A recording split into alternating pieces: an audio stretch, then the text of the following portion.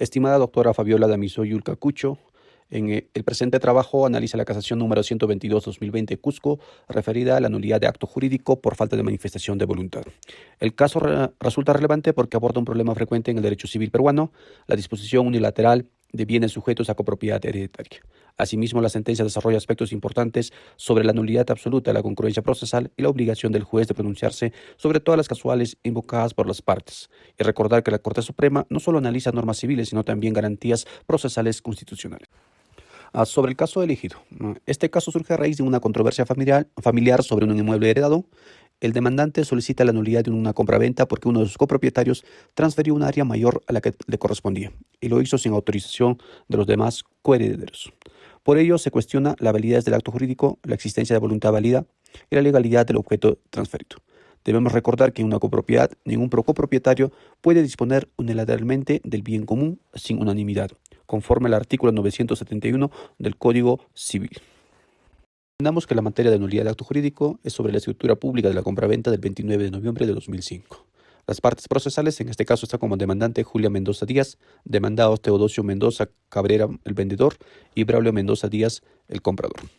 El objetivo del litis es el inmueble de Mancha y Cancha de 174.60 metros cuadrados transferidos, Chumbivilcas, Cusco, inscrito en la partida número 11009319. Las pretensiones accesorias es la restitución del predio y pago de 16.100 por 161 meses por 100 soles por frutos civiles no percibidos. Reconstrucción de los hechos relevantes. Primero, en diciembre de 1982, fallece Constantina Díaz. Se abre la sucesión testada y el inmueble queda en copropiedad entre Teodosio y sus 6 hijos. Luego, en febrero de 1992, mediante la escritura pública de división y partición, se adjudican 28 metros cuadrados a cada heredero. Sin embargo, el patio permanece como un área común en divisa. Posteriormente, en noviembre del año 2005, ocurre el conflicto principal. Teodosio Mendoza vende unilateralmente a su hijo Braulio Mendoza un total de 174 metros cuadrados. El problema jurídico es que dicha área excedía ampliamente la cuota que le correspondía y además la transferencia se realizó sin consentimiento de los demás copropietarios. Esto vulneró el artículo 971 del Código Civil, que exige unanimidad para disponer de bienes comunes. La idea principal es que la venta no solo excedía la cuota ideal del copropietario, sino que afectaba derechos ya adjudicados a otros coherederos.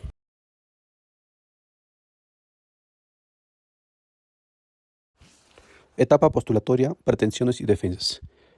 En la etapa postulatoria, la demandante interpone demanda de nulidad de acto jurídico. Las causales invocadas fueron: 1. La falta de manifestación de voluntad. 2. Objeto jurídicamente imposible. 3. Fin ilícito. 4. Simulación absoluta.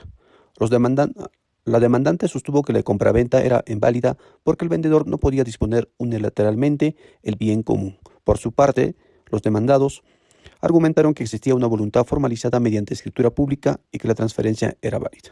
Entendamos bien que la controversia no se centró únicamente en la existencia formal del contrato, sino en si jurídicamente podía producir efectos válidos.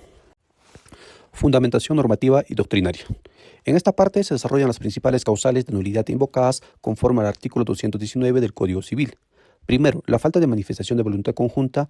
El artículo 971 del Código Civil exige acuerdo unánime en actos de disposición sobre bienes comunes. Al no existir consentimiento de todos los copropietarios, el acto carecería de voluntad válida. Segundo, el objetivo jurídicamente imposible. Se vendió una área que ya se había adjudicado a otros titulares desde 1992. Tercero, el fin ilícito. El acto se vinculó con el delito de estilonato previsto en el artículo 197, inciso 4 del Código Penal, porque se vendió como propio un bien ajeno. Cuarto, la simulación absoluta. Se consideró que existían indicios de simulación por el bajo precio de venta, el vínculo familiar entre las partes y la insuficiencia capacidad económica del comprador. Debemos recordar también que los autores, como de la Puente y Lavalle, Taboada y Córdoba y Barandián, sostienen que la nulidad absoluta nace sin efectos jurídicos desde el origen y la insubsanable. Saludos cordiales. Mi nombre es Ricardo Tello Vergara y a continuación haré la presentación de la segunda instancia o equivalente. En la segunda instancia se evidenció un error procesal de gran trascendencia. La Sala Superior confirmó la nulidad del acto jurídico, pero restringió su análisis únicamente a la causal de falta de manifestación de voluntad. Al proceder de esta manera, dejó sin examen las demás causales invocadas por la demandante. Esto era objeto jurídicamente imposible, fin ilícito y simulación absoluta. Este comportamiento vulnera el principio de congruencia procesal recogido en el artículo 139, inciso 3 de la Constitución y el artículo 122 del Código Procesal Civil. La congruencia exige que el juez se pronuncie sobre todas las pretensiones y causales planteadas sin omitir ni alterar su contenido. Respecto a ello, la Sala Civil Permanente de la Corte Suprema corrigió este defecto procesal declarando nula la sentencia de vista y ordenando que se emita una resolución que analice todas las causales de nulidad alegadas hasta el momento.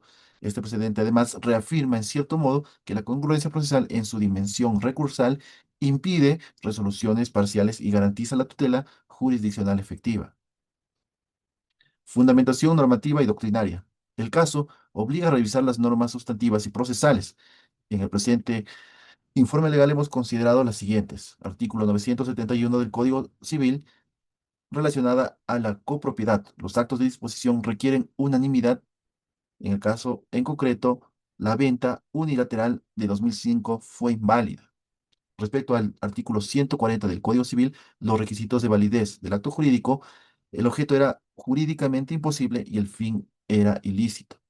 En el artículo 219 relacionado al caso, artículo 219 del Código Civil, las causales de nulidad absoluta recurrentes fueron la falta de voluntad conjunta, objeto imposible y fin ilícito y simulación absoluta. En tanto, el artículo 197 del Código Penal relacionado al delito de estelionato, venta de bien ajeno como propio, y además el artículo 139, inciso 3 de la Constitución Política del Perú, que habla acerca del debido proceso y la congruencia procesal. En cuanto a la doctrina relevante, hemos encontrado lo manifestado por Taboada Córdoba, quien manifiesta que la nulidad absoluta nace muerta y carece de efectos desde su origen, mientras que de la Puente y la Valle sustentan que la simulación absoluta presupone voluntad ficticia incompatible con la falta de voluntad. Además, Barandiarán y Benavente afirman que la nulidad absoluta es insubsanable y de orden público, mientras que Couture afirma que la congruencia procesal obliga a resolver todas las pretensiones evitando pronunciamientos parciales. Fundamentación de los hechos y normas. Para comprender la nulidad del acto jurídico cuestionado en el expediente es necesario reconstruir los hechos en tres momentos específicos y relacionarlos con las normas aplicables. El primero es la sucesión intestada realizada en 1900. Fundamentación de los hechos y normas. Para comprender la nulidad del acto jurídico cuestionado en este expediente, es necesario reconstruir los hechos en tres momentos clave y relacionarlos con las normas aplicables. El primer momento es la sucesión intestada realizada en 1982. Tras el fallecimiento de Constantina Díaz Flores, se abrió la sucesión intestada. Este proceso se declaró como los herederos legítimos, quienes pasaron a ser copropietarios del inmueble denominado Macha y Cancha. Desde ese instante, el bien quedó bajo un régimen. Fundamentación de los hechos y normas. Para comprender la nulidad del acto jurídico cuestionado en este expediente, es necesario reconstruir los hechos en tres momentos clave y relacionarlos con las normas aplicables. En cuanto al primer hecho, es la sucesión intestada llevada a cabo en 1982. Tras el fallecimiento de Constantina Díaz Flores, se abrió la sucesión intestada. En este proceso, se declaró a los herederos legítimos quienes pasaron a ser copropietarios del inmueble denominado Macha y Cancha. Desde ese instante, el bien quedó bajo un régimen de copropiedad, lo que significa que ningún heredero podía disponer unilateralmente de la totalidad o de una fracción sin el consentimiento de los demás. El segundo hecho fue la división y partición del inmueble, llevado a cabo en 1992. Posteriormente se celebró una escritura pública de división y partición. En este acto se adjudicaron fracciones específicas del inmueble a cada heredero, consolidando derechos patrimoniales individuales y además delimitando las áreas de copropiedad. Este paso fue crucial porque transformó la copropiedad en titulares concretos, aunque mantuvo zonas comunes. Jurídicamente, la partición de 1992 constituye el título que fija la legitimidad de cada heredero sobre su posición. Y el tercer momento fue la transferencia unilateral llevada a cabo en 2005. Años después, Teodosio Mendoza Cabrera celebró una escritura pública de compra-venta a favor de Braulio Mendoza Díaz, transfiriéndole un área mayor a la que le correspondía según la partición de 1992. Este acto se realizó sin el consentimiento de los demás copropietarios, lo que lo convierte en una disposición irregular y contraria al régimen de copropiedad. Esto, en relación con las normas aplicables, Según lo regulado en el artículo 971 del Código Civil, regula la disposición de bienes en copropiedad y exige la unanimidad. La venta de 2005 incumplió este requisito, pues fue realizada de manera unilateral. En cuanto al artículo 140 del Código Civil, establece que los requisitos de validez del acto jurídico. Aquí se vulneraron dos. El objeto era jurídicamente imposible porque ya había sido adjudicado en 1992 y el fin era ilícito. En cuanto al artículo 219 del Código Civil, que contempla las causales de nulidad absoluta, en este caso concurren varias. Por ejemplo, la falta de voluntad conjunta, objeto jurídicamente imposible, fin ilícito y la simulación absoluta. Mientras que el artículo 197 del Código Penal tipifica el delito de estelionato, que sanciona la venta de un bien ajeno como propio. La conducta de Teodosio encaja en este supuesto, reforzando la nulidad civil con un reproche penal. Segunda instancia o equivalente. En la segunda instancia, la Sala Superior cometió un error procesal relevante. Al resolver la apelación, se limitó a analizar únicamente la causal de falta de manifestación de voluntad, dejando sin pronunciamiento a las demás causales invocadas por la demandante, como el objeto jurídicamente imposible, el fin ilícito y la simulación absoluta. Esta omisión vulnera directamente el principio de congruencia procesal, recogido en el artículo 139, inciso 3 de la Constitución y el artículo 122 del Código Procesal Civil. Dicho principio exige que el juez se pronuncie sobre todas las pretensiones planteadas sin omitir ni alterar su contenido. La Corte Suprema, al conocer el recurso de casación, reafirmó que cada causal autónoma de nulidad debe ser analizada de manera independiente. Además, recordó que la nulidad absoluta no admite pronunciamientos parciales y que el juez tiene el deber de garantizar la tutela jurisdiccional efectiva.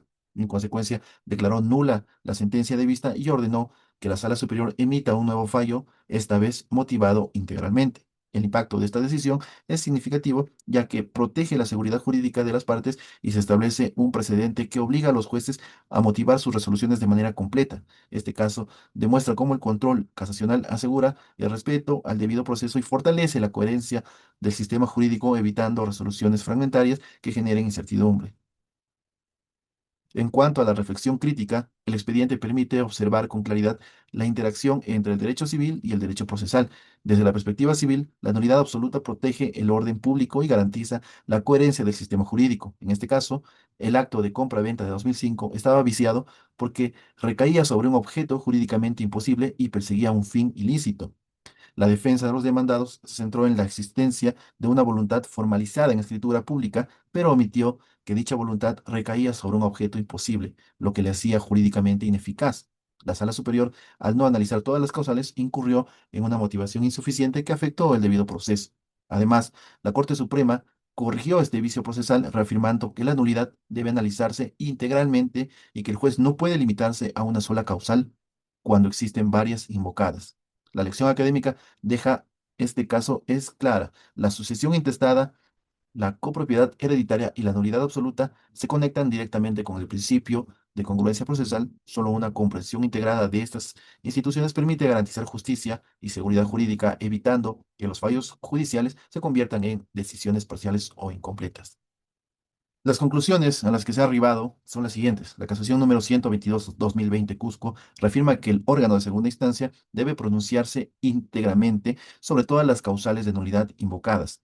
La Sala Superior incurrió en omisión al limitarse a la falta de voluntad, lo que determinó la nulidad de su sentencia. La Corte Suprema corrigió este vicio, recordando que la congruencia integral es un mandato constitucional. Además, la compraventa cuestionada estaba viciada desde su origen por imposibilidad jurídica del objeto y fin ilícito. La demandante sustentó su pretensión en instrumentos públicos concretos, mientras que la defensa se limitó a argumentos formales sin desvirtuar la condición del poseedor de mala fe del comprador.